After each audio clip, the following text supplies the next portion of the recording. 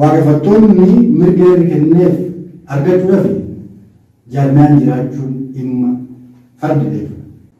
Yoo jaaramtee jaarmiyaa jalatti kurfooftee galma bakka itti waaqeffattu qabaachuu baatte mirga qabdu hin jiru, tajaajila argachuu danda'u hin jiru.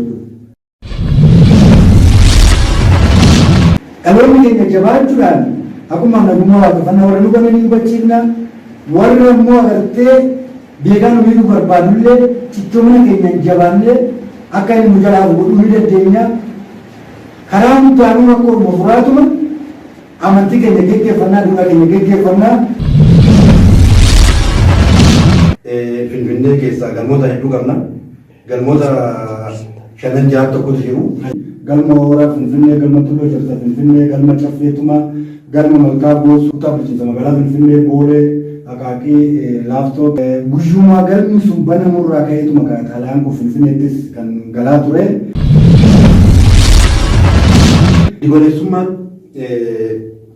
amantii waaqeffannaa deebisuuf hojjetamaa jiru sadarkaa maayilaa jedhamee akkamitti ibsuu dandeenya?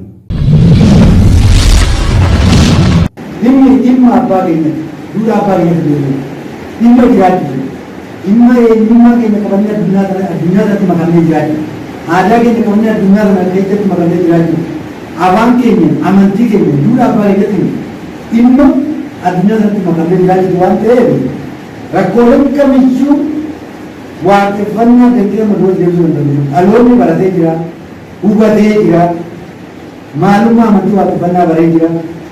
Bu'aa waaqeffannaan dhaloota kanaaf buuftu irraa qabaa jira waan ta'eef karaa adda addaatiin qabata adda addaatiin wantoonni adda addaa wal ta'ee dhiibbaa uummata irraan gahaa jira. San immoo irraa haallee amma keenya jira. Dhalootuma keenyan waa sanillee irraa hannaa namoonni beekin yaaduu adda addaatiin hordoftoonni amantii yaadis nurraa bahee dhaloonni haaraan kun nurraa bahee jedhanii nurratti yaaduu tokko tokko godhanis yeroo yeroo booda galmi kun galma Oromoo waliin galaati waan ta'eef ni hubatu. Warri hubatee ammas nu deeggarus jira, warri nu hubannillee warri nu hubachiisuudhaan hojjetus jira. Kanaaf akka waliigalaatti daandii haqaarra daandii abbaa keenyarra waan jiruufi wanta hundaa irra tarkaanfannee galma ga'uuf deemu san ni keenya baay'ee yaadduu nuti jechuudha. Yeroo adda addaa miseensonni hordoftoota amantii waaqeffannaa galmaan qabamanii miidhamu. Galmaan allee shakkii jedhanii ni qabu. Waaqeffattoonni agartee warra duudhaa, warra aadaati, warra gara abbaa isaa fudhatee afaan Oromootiin gaggeeffamaa amantii waaqeffannaa.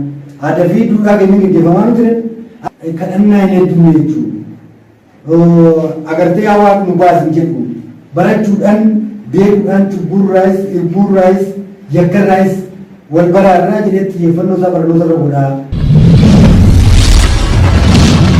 Inni akka waliigalaatti bu'aan dhaabbanni hordoftoota amantii waaqeffannaa haga ammaatti ni maakota sadarkaa maalii jira akkamitti madaaluu dandeenya?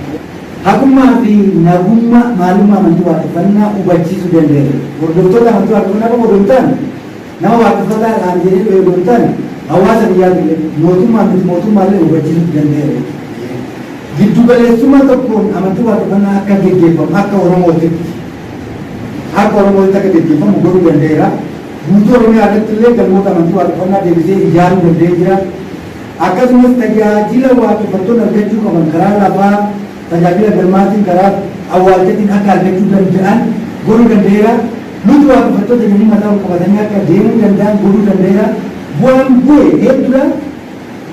Akkasumas immoo kana gosa hedduudha hojjetamaatuma jira. Baay'ee gaariidha uummanni keenya jaarmiyaan kun erga ijaaramee fi jaarmiyaa kanaan jiru waan jiru waan laalee bira ga'uu danda'u.